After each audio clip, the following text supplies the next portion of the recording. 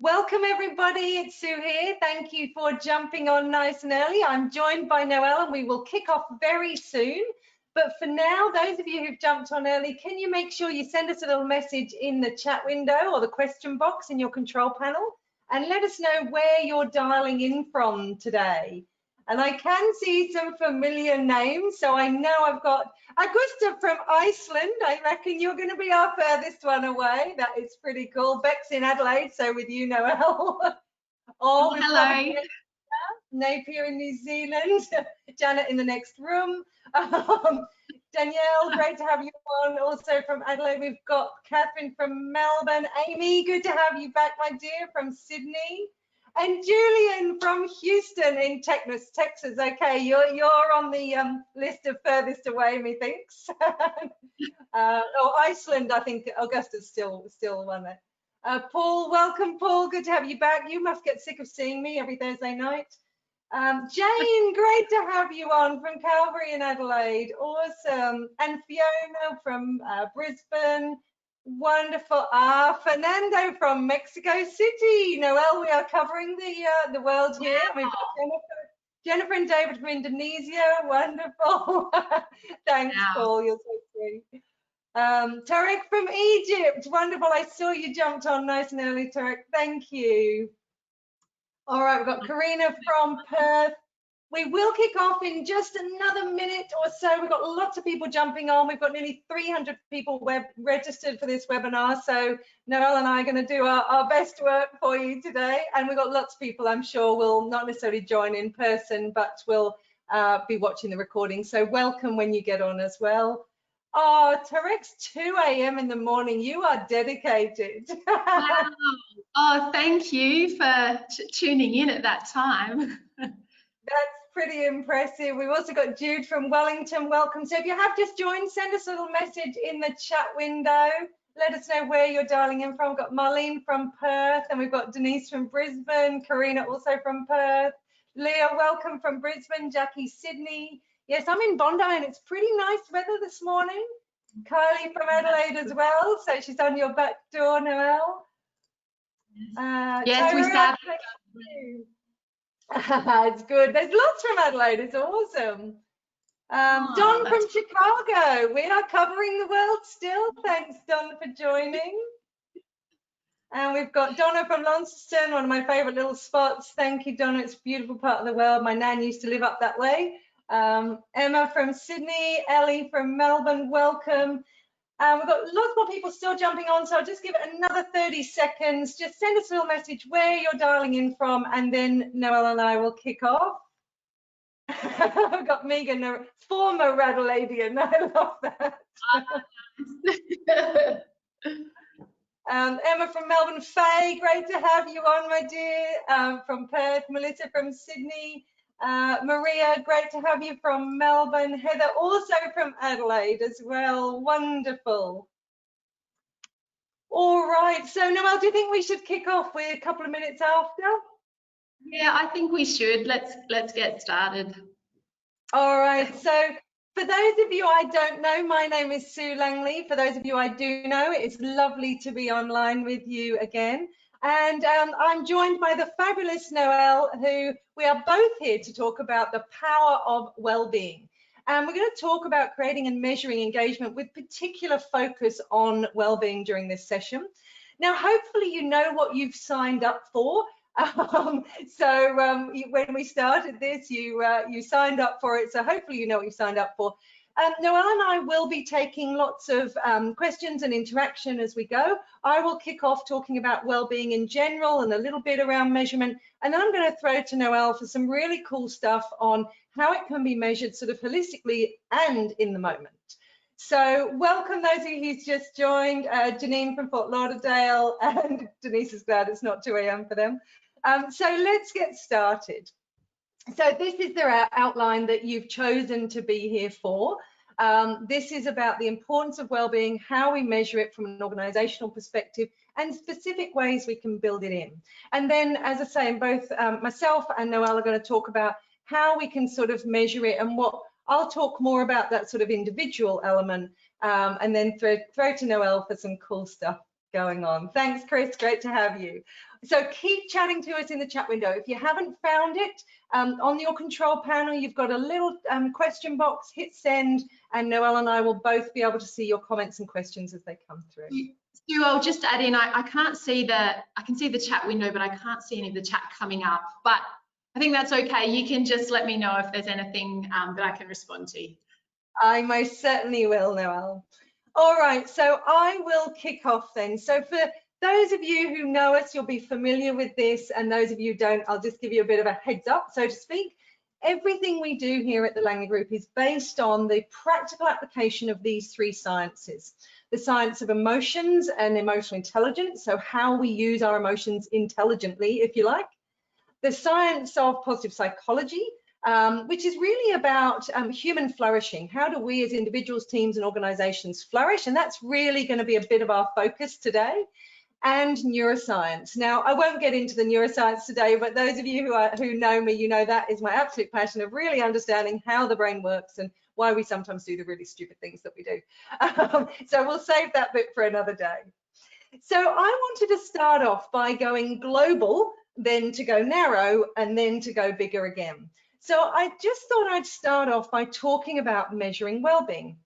And what's really interesting is everyone wants to measure well-being, from literally us as individuals, or what's my well-being? We all like to have a little bit of definition of how we're doing, but all the way through to global communities. And I know some of you on this call will be familiar, or you would have seen these stats come out. If you're interested in this, you would see things like the happiness index and the global well-being reports and the world happiness reports that come out. And I just thought I'd share with you the statistics from the 2020 World Happiness Report. You can see on the screen here. Those of you in New Zealand, well done. Number 8 on the list. For those of us in Australia, pretty much can't see yourself on there. We're missing from the top 10. Those of you in the US, bad luck. And Augusta from Iceland, you're doing pretty well on number 4 spot. But what does this really mean? So what I find interesting is when we look at well-being, I should just add, Canada was 11th, Australia was 12th, and UK, sorry, didn't make it in the top 10 yet. Canada and Australia have appeared in the top 10 at some point. But what does this really mean? Because people get really excited about measuring well-being from a global perspective. You'll see news reports about it. You'll see a big hoo-ha when the global reports come out. But what does it really mean? Well, to be honest, it doesn't mean a huge amount, sorry, in the fact that if you look at those statistics, there is only 0.571 between the 1st and the 10th. What does that mean in real terms? Not a huge amount. There are other ways that the world measures well-being. The Happy Planet Index actually has a variety of things. They look at ecological footprint, life expectancy and inequality, as well as well-being. The European Social Survey is a pretty cool one. They've actually got multi-dimensional elements, which is really cool because in Europe, France usually comes quite low on the list of 20-odd countries. But on the European Social Survey, when you break it down, they actually come top on a couple of those dimensions. So these measures are really valuable in the fact that we're getting statistics that really look at well-being as well as the usual GDP. And many countries have been doing this for many years. But sometimes when it's so overarching, it doesn't actually mean much. It's a number on a page. It's a, oh, we got to number 4 as opposed to number 5, but it doesn't actually mean much.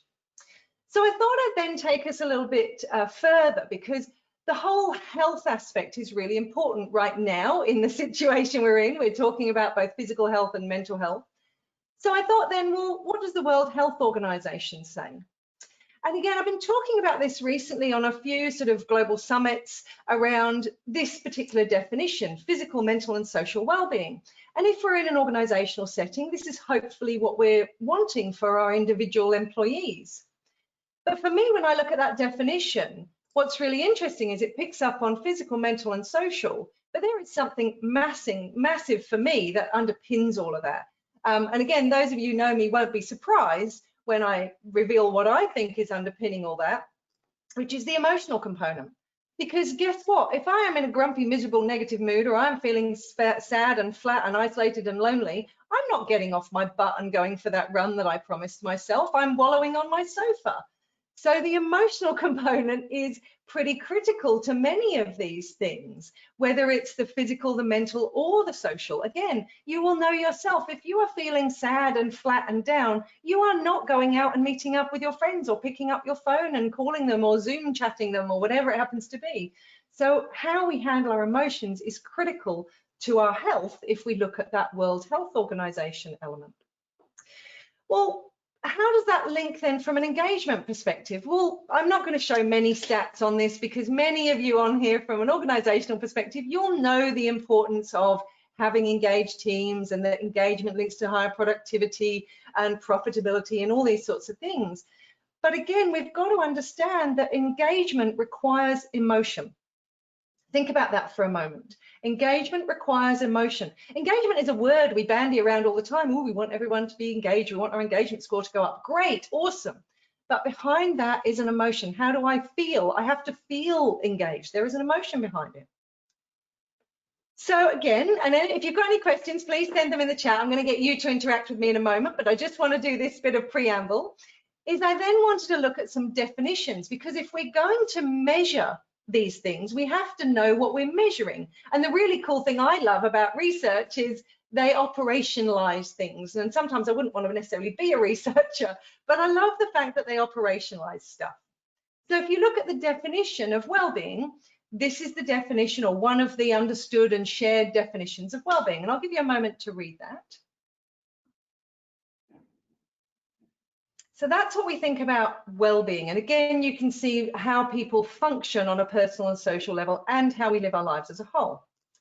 If you look at mental health, which is more prevalent recently, and I'm going to go through a little bit on that in a moment, it's interesting because it says a state of well-being. So it's sort of linking back to the previous definition, in which we can realize our potential, we can cope with stresses in life, and we can be productive and contribute. Then if we think about flourishing, for me, that's way more important than just being happy. Being happy is nice, and I like being happy, it's pleasant. But actually, for me, flourishing is more holistic. Flourishing means I can handle the negative and challenging emotions when they come at me. It's not about being happy all the time. And again, you can see there, it specifically says emotional well-being and positive functioning.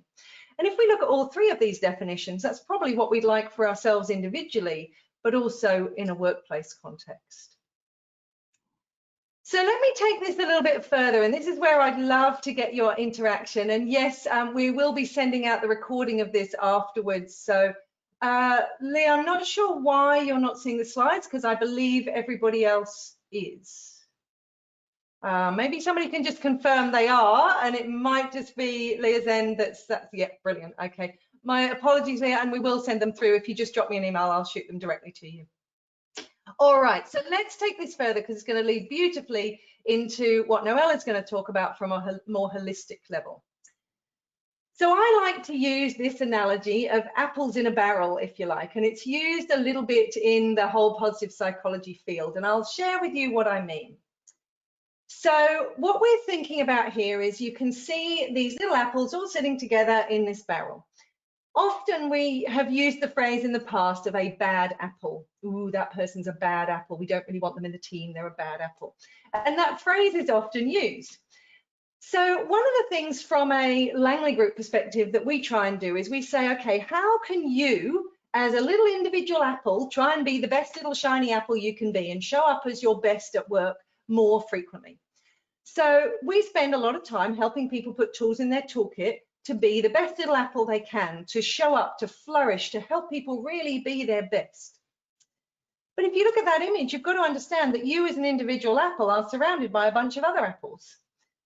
And who knows how they're showing up every day. So again, from my perspective, I spend a lot of time with my team doing development around how teams interact and how we get the best apples together, and how we look at diversity and inclusion and diversity of strengths and how people come together and how do we get the most flourishing teams. So what we've got to have is apples that are at their best in the little barrel, surrounded by other little apples who are all at their best in that barrel. Great, awesome. But what about the barrel? And this is sometimes where the challenge comes in, is you as an apple have chosen to get in the barrel that you've got in, but sometimes the barrel, the surroundings, our environment can influence us. The legal profession would be a classic example sometimes of, sometimes we get asked by law firms, can you come and do a session on resilience? You've only got 90 minutes. Oh yes, sure, I can make everybody resilient in 90 minutes. But then, of course, they go back into the barrel that says if you're not productive every 6 minutes of your day and you're billing, then you're in trouble. So we've got to think about what is the barrel. So I'm going to, in the next 10 minutes of my session, talk a little bit more about the apples, and then I'm going to throw to Noelle, who's going to talk more about the barrel as a whole and how do we get something meaningful around the barrel and how it's working. If you have any thoughts or questions, please send them through. So this is where you get to join in as well. I want to talk a little bit about flourishing, languishing, and this is a key theme that comes out of positive psychology all the time, where we often talk about well-being as a positive to a negative, +10 one end, -10 the other end. And all of us tend to maybe fit somewhere on that spectrum in our well-being. And for many years in psychology, we've looked at what is wrong. We've looked at the negative side of things. We've looked at when people have a psychological challenge, a -4, a -5, how do we get them back to 0? We send them to a psychologist and we look at getting back to 0. However, positive psychology has looked at, well, hang on, what goes on over this end of the line? What does it look like when we're a +7 and we're flourishing and have high levels of well-being? What does that look like? So that +10 to -10 was used quite a bit in positive psychology in the first few, probably 10 years. And then Corey Keyes threw in a bit of a curveball for people because he challenged and said, well, is well-being the same as mental health? Because originally people were putting it in the same bucket. If you've got a mental health challenge, you must be down on the minus side of the spectrum. So he added in a dimension and looked at, well, hang on, mental health is different to well-being. And this is where I'm going to build this and then get your thoughts. So if we start with the top right-hand quadrant, most of us would probably agree that if you have high mental health, as in you have no mental health issues, it is possible to have high levels of well-being. So that top right quadrant hopefully makes sense. This is, woohoo, we're flourishing, all is well in the world. This is where we don't need to worry, you know, we can handle anything that's thrown at us. Great, good for us. Hopefully some of you may be in that quadrant. If we understand that quadrant, we can also probably understand the bottom left quadrant, where we are languishing and we have a mental illness. We potentially have a diagnosed mental health challenge. And I know some of you on this call may well be experiencing a mental health issue. There are many people around the world that are diagnosed with a mental health or mental illness of some sort. So we can probably understand that quadrant. But what I'd like to ask you, and I'd love you to just share with me in the question box, is it possible to be in the bottom right quadrant? Is it possible to have a diagnosed mental illness and high levels of well-being? And share with me your thoughts. If you think yes, why? If you think no, why? What do you think? Is it possible to be in that bottom quadrant? Thanks, Kirsten. Okay, so Rita says yes. I'd love to know why. Ah, awesome. And I won't necessarily share names if you've revealed yourself, but we do have somebody who says, I have PTSD, but I have high well-being. Perfect. That's a great example. Thank you for sending that through. Julia says, I believe so. Ah, so Jad, thank you. Yes, through some strategies. Absolutely. Ah, brilliant, Sharon. Yeah, it's being aware, but managing. Ah, and Emma said, well-being may not be consistently high if we're in this bottom quadrant. So it might be that we might sort of move around and have challenges. Thank you, Kirsten, for your comment. Ah, if you can manage your mental health challenge. Yes, and thank you. Again, I won't name names for the people who've identified themselves, but somebody says, I've been living with, or I can be living with depression, but maintain my well-being. We leverage our strengths, we compensate. Practicing meditation might be a tool we use to keep ourselves in the flourishing. Brilliant, thank you. My son has anxiety, but good well-being. My daughter has a mental health issue, but she has high moments of high well-being. Awesome, thank you. Yes, thank you. I have anxiety, but can manage it through flexibility. I have anxiety and depression, but have strategies in place. Thank you all for your honesty here, because you're absolutely right. There are many people that have high levels of flourishing, as in well-being, and managing their mental illness. And there's some beautiful examples here. I'm sorry I can't share them all, but yes, bipolar and has high levels of well-being through strategies. Yes, you may be able to self-manage. Great comment there, Catherine. Thank you. So what you'll see here, that many people can be in that bottom right category. So therefore, if we acknowledge that the bottom right is possible, and we've got many examples of lovely people on this call who have examples of real examples of that in their lives, we also have to accept that the top left is possible. So this one, this languishing, is when we are not doing well, but we have no mental health challenge.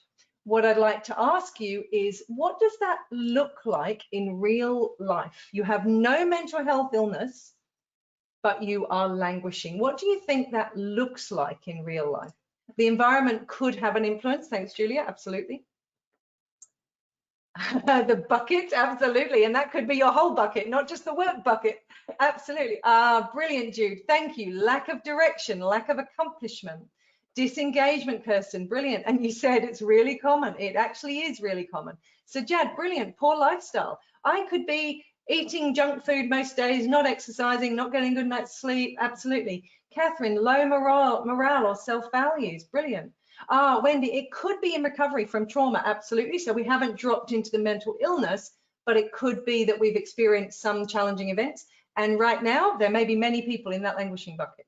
And as Sharon says, reactive to the environment. I'll give a couple of more brilliant examples. Low meaning, purpose, not engaged with life, bad choices along the way, not motivated, sense of disconnection, apathy, lack of motivation, poor purpose. Awesome. And as Fiona has quite beautifully put, COVID-19. Awesome. So, couple last things before I hand over to Noelle on this. So, think about that languishing bucket and think about what you've just described of what that looks like. Because what we need to consider is right now, this mental illness is hitting us from all over. And I have to admit, I'm quite disturbed by this because all of the papers are putting out, we're going to have a crisis, the next pandemic. Well, as soon as you tell people that, you're kind of almost preempting it and putting it out there. And any of you who know Ellen Langer's work around mindlessness, you know we've just triggered that just beautifully with all these headlines. But it's a tsunami, yes. What we need to consider there is what's happening now is if we go back to our little graph here, lots of people are thinking about mental health first aid, and that's really, really important. We've probably got people on the call who are mental health first aiders who are looking at basically, can we put a net under those in the languishing bucket and catch them before they drop into the mental health bucket? And that's really important. There might be some people who you think are flourishing, but again, could well drop down. So we've got to catch them. And what we're thinking about there is we don't want people moving from flourishing to languishing and then ending up with a mental illness. But what I like to think about is what are the percentage of people in those categories?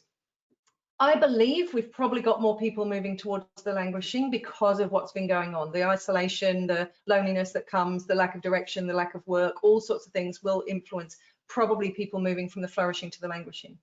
But what was really interesting is even before the coronavirus, there was a great study that came out last year that looked at these 4 quadrants in the workplace. And guess which one most people fall into? Anybody would like to have a guess? Feel free. If not, I'm going to leave it as a rhetorical question in your mind for a moment. But I think you've probably guessed it. It's actually the languishing quadrant. Now, this is really important because mental health first aid can catch people as they fall, and we can do lots of great stuff to support mental illness. Awesome, fabulous. But actually, there's a lower percentage of people in that bucket. Most people are in the languishing. So for me, what I spend my time doing and what is really important for me from a Langley Group perspective is how do I put tools in the toolkit to get people from languishing to flourishing and stay there as much as they can. We will all fall. I go over to languishing every so often. I'm very happy to binge watch a couple of Netflix seasons every now and again. But also, how do we give people tools from a mental illness perspective and move them over? That's really critical for me. So yes, at the Langley Group, what we look at is how do we help support people with a mental illness and catch them potentially with a mental health first aid element, but also the maximum of those people in the languishing, how do we give them as many tools as possible into the flourishing? So even if they fall into mental illness, they've got some tools to still be able to flourish in life. So that's a little bit about the background from a mental health perspective. We know we can measure well-being from an individual perspective. We can do lots of things on our diploma. Any of you, I know we've got some people on here who are diploma students. You've all measured your well-being to within an inch of your life. You know your individual stats. We can do research studies on curiosity and exploration. We can do it on strength spotting. We can do it on everything. We can explore it from a subjective well-being and a psychological well-being. We can look at strengths as individuals and teams, and we can map it into your positive HR systems, all sorts. But all that's doing is still only looking at the individual and the team. So what I'd like to do is throw over to Noelle now and say, well, how are they looking at not just the individuals and the team, but actually exploring it from a barrel perspective? So Noelle, I am going to pause there. And what was the article, Sue, that looked at this? Corey Keyes, Julia, I think is the one you're talking about, but if not, message me and I'll come back to you. So Noelle, over to you to take us through what you can do. Yeah, thank you so much, Sue. That's so fascinating to hear, and I love that quadrant because I think it actually really shows us we have so much opportunity here to do better by our people. And so yeah, thank you for that. I love learning about this stuff. For those of you that don't know me, I am Noelle Smit and I am one of the co-founders of Teamgage. And if you're not familiar with Teamgage, and Sue, we can go to the next slide. So Teamgage is workplace software that gathers employee feedback, but it doesn't only do that. It goes steps further than to guide organisations and their teams to have the right conversations and to look at how they can improve. So it looks at what's working, what isn't, and how we can improve on those things. And I think, you know, the reality is there is so much happening today in the world where I think, you know, 2020 as a whole, it has just raised everyone's baseline of stress and anxiety. Every time you look at the news, there's something new to get worried about. And yeah, it just really feels like our baseline at the moment is up from where it should be. And I think what's really important about well-being is, you know, I feel like we have a duty in the workplace now to make sure that our workplace isn't adding more stress to people's lives, given the context of the world today. And that's really what I want to talk to you today about is let's look at well-being from a workplace point of view. We can't control the world and the things out there, but what we can control is our workplace, and we can certainly look at what we can be doing better to ensure that it's a place where people, as Sue referred to, are moving up into that flourishing quadrant, and a place where people can thrive and not be a place where they come to and it pushes them down. And as Sue mentioned, so much of the talk about well-being at the moment is focused on the individual, and rightly so. That's clearly something that we need to be looking at. But there is this other element. There is this barrel, this team and this organisational context that plays a really big role in the well-being of an individual. And so today I want to talk to you about how teams and organisations can improve that. Sorry, just back on that slide, Sue. I was just going to add to that, you know, the root cause of well-being in the workplace, I really believe, is the ability for individuals to raise and address issues. I think most of us can relate to a situation at work where something wasn't going well and it was a cause of frustration, possibly a cause of stress. But if you can work in an environment where you can raise those issues and address them, that is, I believe that is everything, right? Everything falls out from there, whether it's interpersonal issues, whether it's workload issues, the way projects being managed, the way we're communicating, whatever the trouble is.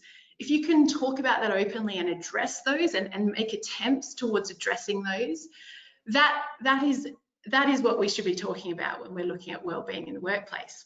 And I think I just want to add, you know, if you're doing these programs around gym and healthy food and social events, please don't stop doing them. They are critically important. But if that's all you're doing, I think you need to reassess what you're looking at, because they tend to be band-aids that help people manage the stress they're carrying, and not so much going back to that root cause of actually stopping the stress or alleviating the issues that are causing the stress. And that's where I think we need to be looking at from a workplace point of view. So our next slide, Andy is one of our team members at Teamgage, and he has a quote which I think sadly is all too common, and that is that in a previous workplace, in a past role, we were delivering amazing projects in a cool office with great benefits. But there was lots of unspoken issues and no means to safely flag these. My home life, sleep, and overall well-being suffered, so I left.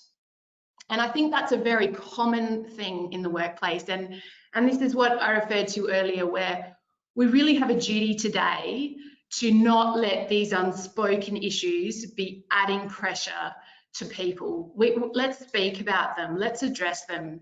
And I want to take you through how we get there. So, yeah, with this slide, so we had, there's some recent research, and it was shared just recently in the Harvard Business Review, and it was speaking to the fact that employees who are unable to raise concerns and issues have much higher levels of stress and burnout than those employees that can raise them. And I think, you know, this is everything here, that I guess it speaks to this. These are things, if this is adding stress to our employees' lives, we absolutely have a duty to sort this out. If we can create an environment where employees can have a voice, they can raise things as they see them happening that aren't working so well. We know that it not only increases the engagement of the employees because they feel part of a process, they feel that they have power in the workplace, but it alleviates stress. And, you know, the last thing we want to do is be suppressing our employees' voices so that, you know, we're pushing them towards burnout, especially in a time where there's already a lot of stress in the world. So the very best thing that you can do to help employees and team members, and if we just jump to the next slide, the very best thing we can do to push them up into that flourishing quadrant is to create an environment where they can work through together any issues that come up. And I believe this should be the definition of high-performing teams. I think when we often talk in the workplace about high-performing teams, we're talking about outputs. And I think that's the wrong way to look at it here. I think that we should be striving to create teams that can work together through any issues that come up. And the reason for that is that they'll be able to sort out the outputs. They'll be able to look at inefficiencies to drive efficiency. They'll be able to look at the project's getting off track. How can we course correct? So the output is an end result of creating a team environment where they can work through issues together. And one of the key elements of teams and workplaces that work through issues together is they measure how they are going. You can't address things if you don't know what the problems are. So at Teamgage, we often hear early on in the process with clients when we're just starting to talk to them about what we do is a fear of knowing what's really going on. Sometimes people know it might not be that great. And I think there can be a sense of fear in leadership and HR that, oh, if we air it all, you know, oh, what chaos that will create, we'll be overwhelmed. And I think if you're sitting in that boat, I guess I want to encourage you that that it is okay, and also to think of it in the sense that the reality is these issues and these problems exist whether you're airing them or not. So it is always better to go in with eyes wide open to see, okay, now we understand maybe just how bad it is, maybe it's not so bad, but now we can start working towards chipping away and improving this. And I think the best example of this, and the next slide, and forgive me for bringing politics into it in this day and age, but I think this is illustrated the point brilliantly on the weekend that, you know, Donald Trump at a rally said, when you do testing to that extent, you're going to find more people, you're going to find more cases. So I said to my people, slow the testing down, please. And I think that illustrates this point perfectly. As we've seen here in Australia, and for those of you in other countries, I think Australians are quite proud at the moment that we do have a really high level of testing, and that has enabled our health systems to do some really good contact tracing when we find cases and to test people around. And that allowed us to isolate, put people into isolation that did come back with a positive test. And it was the very best way for us to get on top of the situation and the spread. And I think, you know, we've done a good job of that in Australia. And I think this just speaks to the point, right, that, you know, cases are there whether we're testing or not. Problems in the workplace are there whether we're airing them or not.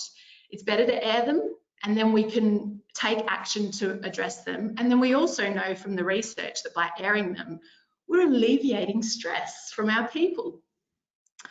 And Noelle, I'm just going to jump in, if I may, because we've got a really good question that I think is really important. So Julie's made a really important point, is we've obviously highlighted that a lot of times when there's issues, people leave.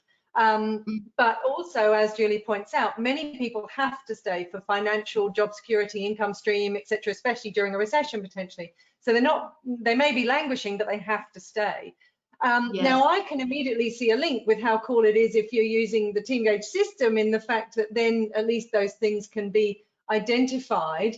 But what do you say to Julie's question? What about those who need to stay in environments that don't even look beyond the "Are you okay" day? Yeah, so I think that's a great question. Look, I think sometimes you can't control, depending on your role, right? You can't make operational decisions for the whole of the organisation. But what you can do, and hopefully as I move through this, it'll help you as I go through these points, that everybody can make a difference in their own team.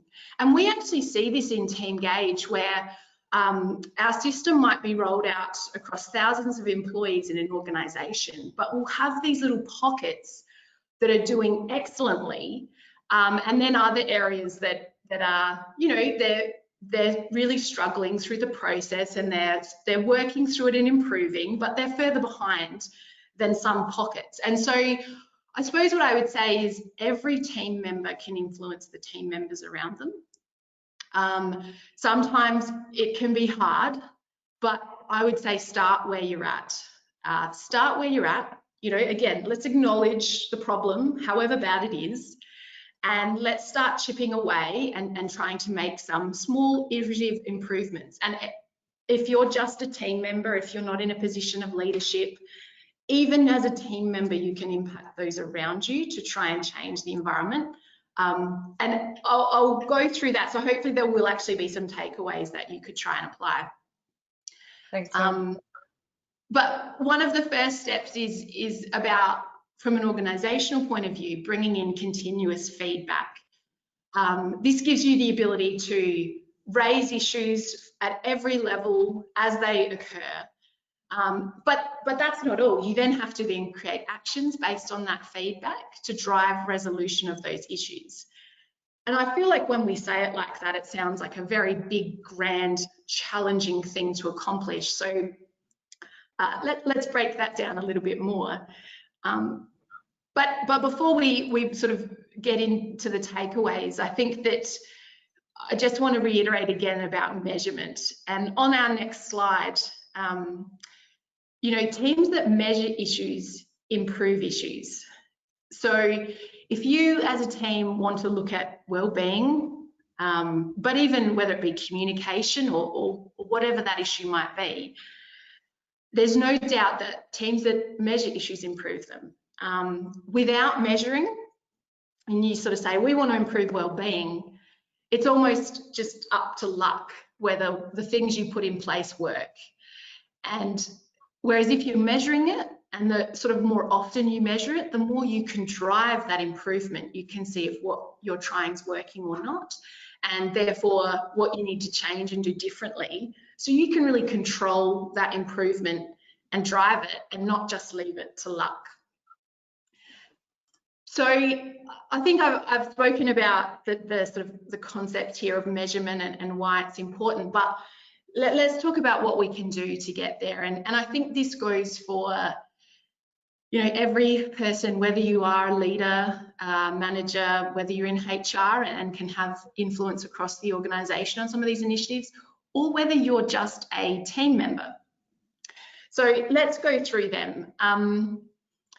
You know, and the first one is really managers as a facilitator. And so I suppose this is probably one that is really speaking to if you are a manager, but even if you're someone looking to grow into a leadership position, I think this is really relevant, that gone are the days of a purely hierarchical factory manager who sets what must be done and all the employees are our doers, and you know, if there's a problem that arises, it's up to the factory manager, that boss, to resolve it, and then update processes and the team just get back to doing. Those days are gone. Really, the world changes far too fast for this to be effective. Today's managers need to be empowering and supporting their teams to fix their problems as they arise. I think a manager acting as a facilitator, you know, the research shows they have far higher rates of engagement and productivity and well-being and lower levels of stress in their team than that boss who's authoritarian and you know, pushing everything down onto the team. And I think the other point here is that it's very hard for teams to move forward if they do have a manager that constantly shuts down their voice. There's no doubt the manager of a team plays a huge, crucial role. So I would say to you, if you're in that position or looking to be, really think about the things you can do to create a style that's more empowering those around you and lifting them up, rather than dictating. The second thing is make it safe to raise issues. And this goes for everyone in the team. Every single person in the team has an impact on this. You know, sadly, most organisations don't ask their people, what isn't working? Most organisations don't ask their people to raise, what's not working so well here? What could we improve? So first of all, if you have that role in an organisation, make sure that you actually ask people to raise things. That's the first step towards making it safe. But then two, obviously when something does get raised, you have to really think about the way you react to that. Problems when they're raised it can be tough. It can be tough to hear, but think about that. So, and this goes again for team members as well. How are you responding? Are you thanking that person for being honest? Sometimes it's quite challenging to raise these things. Are we thanking them and then saying, okay, so let's talk through that? Or are we all just going into shutdown and avoidance mode, which is only going to discourage that in your team environment? The third thing that we can do is work together. Now, that's such a big generic term, but what I'm referring to here is working together to resolve issues. And this is something where if you're in a team, or you know, if you're working in HR and it's at an organizational level, when something gets raised as an issue, just resist the urge to go, okay, thanks, let me think on that. Go away, think on it yourself and come back with a solution. just really resist that urge, because it doesn't come up with the best solutions. We should be using the team around us to, pool our brain resources, discuss and debate, challenge each other's ideas to get the very best outcome. But two, it's such a great way to give your team a sense of power. Again, the climate at the moment, there's a lot of things going on we can't control. And what we can do in a team environment at work is give every team member a little bit of sense of control over their world. So by bringing everyone into that discussion and say, what could we try to do differently here? How could we tackle this differently? And having everyone being able to contribute and having a sense of empowerment towards their day and the outcomes of their day is a very powerful thing, especially when we talk about stress in the workplace. Giving power to people is a huge part of feeling light in your day. The fourth thing is review and go again. So you can't just do this once. You can't just one time build up the courage and to get some feedback and ask about problems and then say, great, job done. Look at 4 months ago, the way we communicated as workplaces and teams compared to how we had to do it 2 months ago when everything was locked down. And today some parts of the world are starting to open up and we have this hybrid of people at home, people in the office. So the world changes too fast, things change, so we need to constantly be reviewing what's working, what isn't, and how can we improve. The fifth thing is remember to critique the process and not the person. We all have emotions, we all have strengths and weaknesses, as Sue can help us all evaluate and determine. We all have unconscious biases at play. And sometimes it's challenging to raise problems. But I think if we can do it in the context of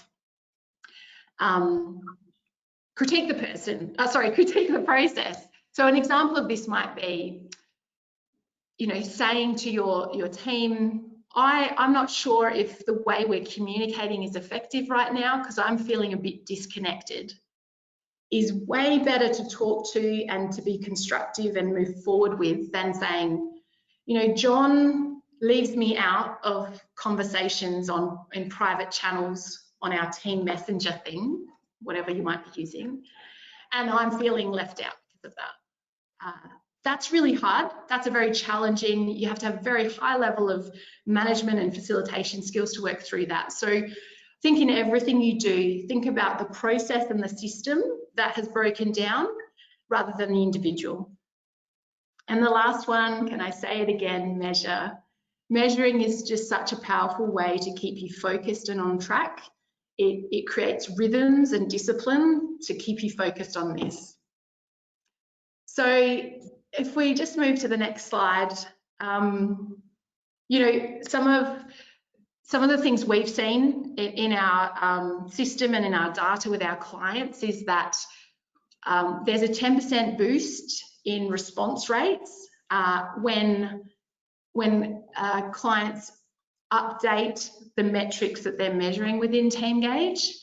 And I think this speaks to the fact that people want to be part of this process. They want to be talking about the challenges as they're arising. They want them to be relevant.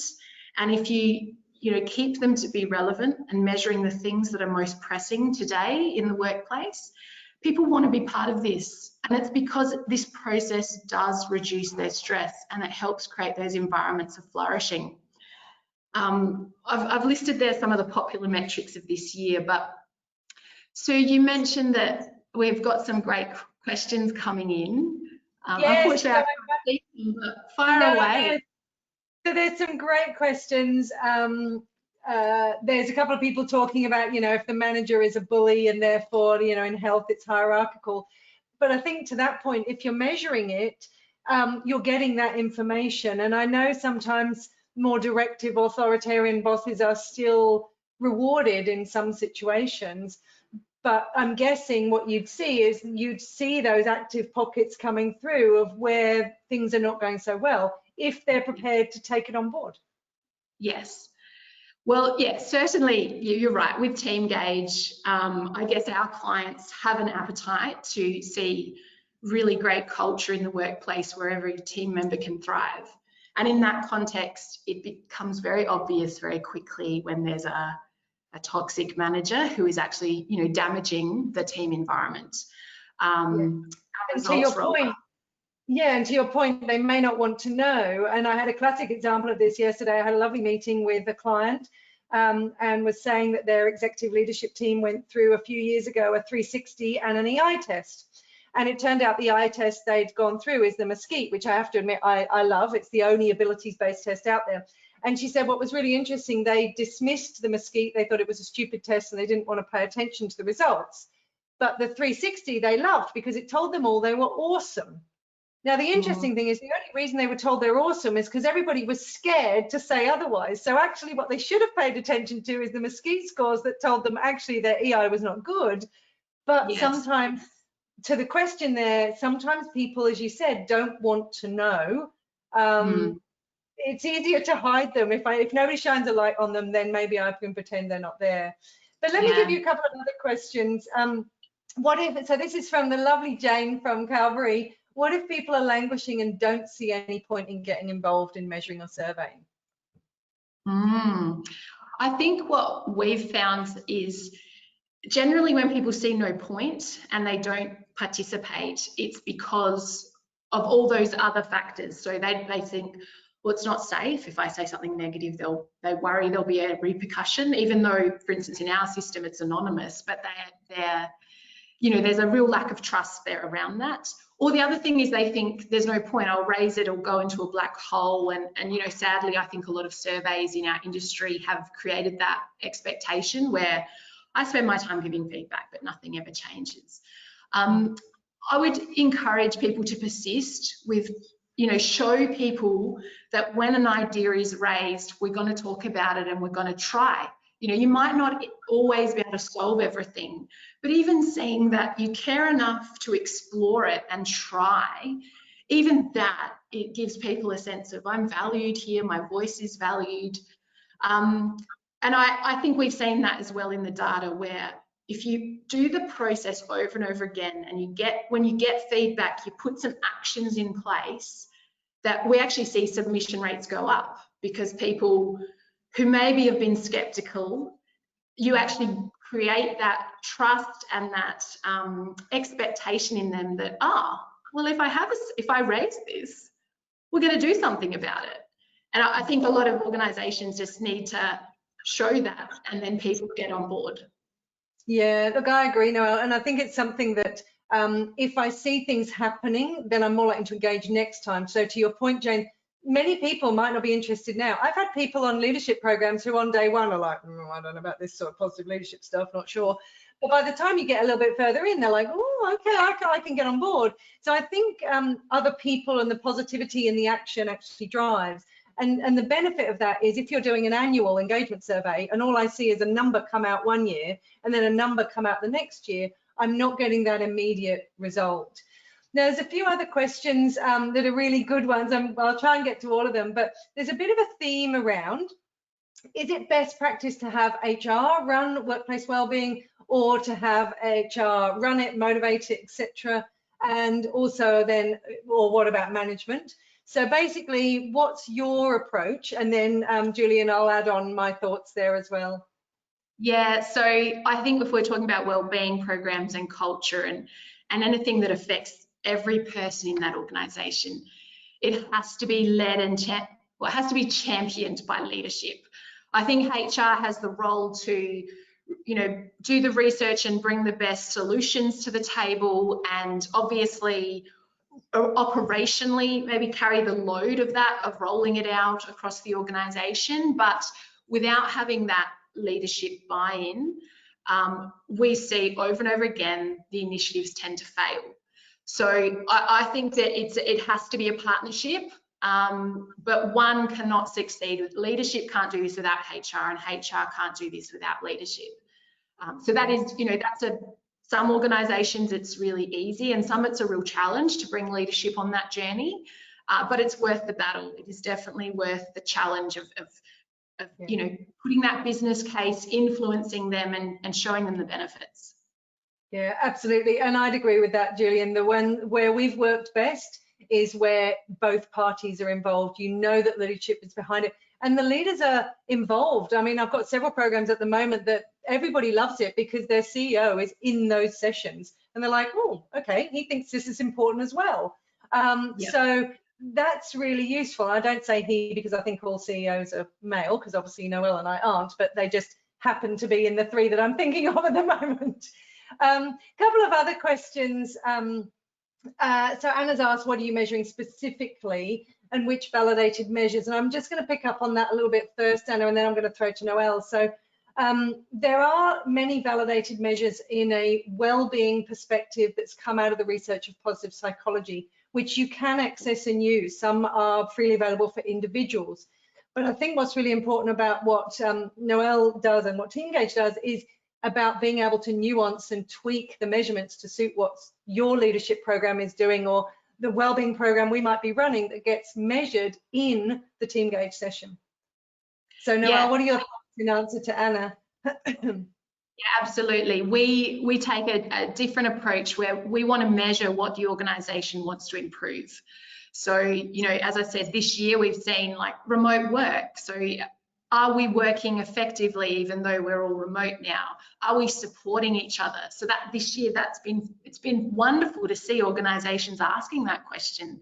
What more can we be doing to support each other? Are we communicating effectively? Do we need to change the way we communicate given the change in working environment? But yeah, depending on the organisation's strategy and what they're looking to improve is what we measure. So we try to get the teams talking about the right things and airing the problems in those things so that they can improve on them. Yeah, absolutely. And we've got some great comments coming through. And I know, Julia, you've worked really well from an L&D perspective with the wellbeing program, but with HR support and with leadership, etc. But sometimes it takes a while. And Julia, I know the program that she's running in her organization. She's one of our fabulous diploma students. And like many people, she had to smack her head against a few brick walls to get there.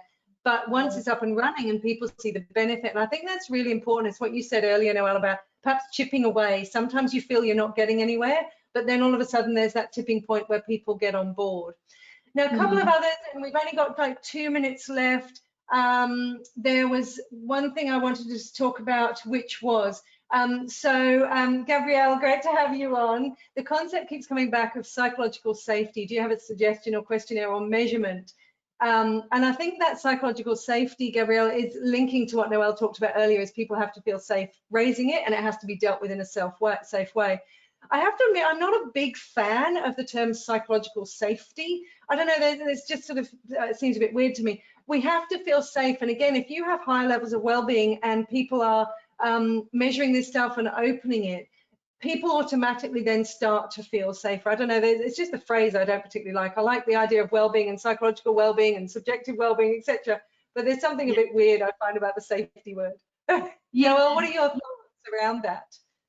So we found something really interesting. So when Teamgage first started, we had clients measuring trust. Do we trust each other? And I guess the elements of what psychological safety is.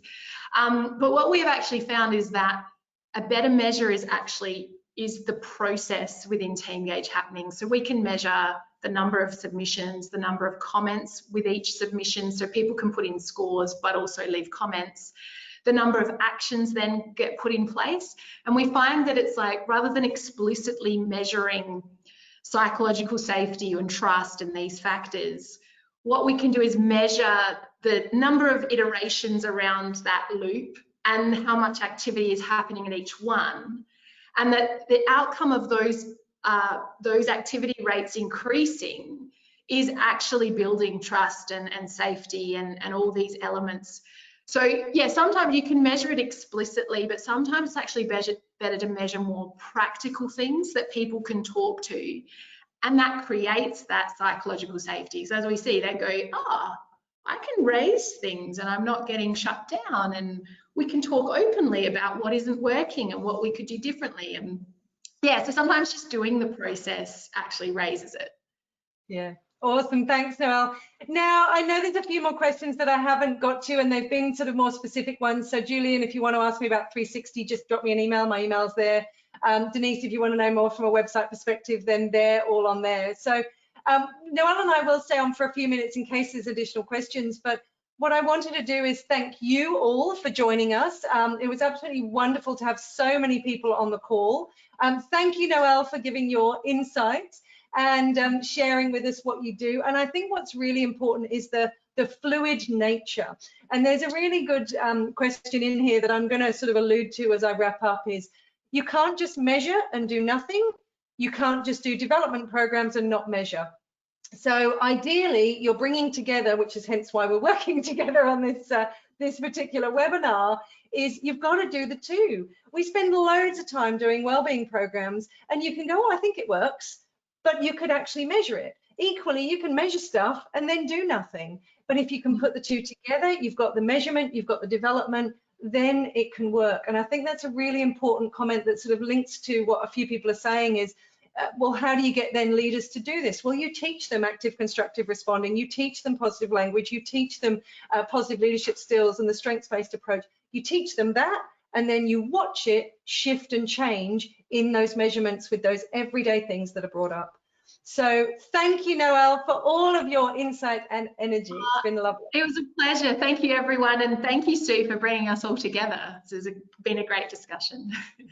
Wonderful. So if anybody has any last questions, please let me know. If there's more specific questions, then I will make sure that Noelle and I respond accordingly. Noelle, somebody wants, Natalie from New Zealand, wonderful, wants the HBR article reference that you mentioned earlier. So we can perhaps send that out with the recording as well. So if you are jumping off, thank you so much for joining us. Noelle, enjoy the rest of your day, whatever you're getting up to over there in Adelaide. Thank you very much, everyone. Thanks, everyone. Bye. Bye. Oh, just cut you off. Bye. Oh.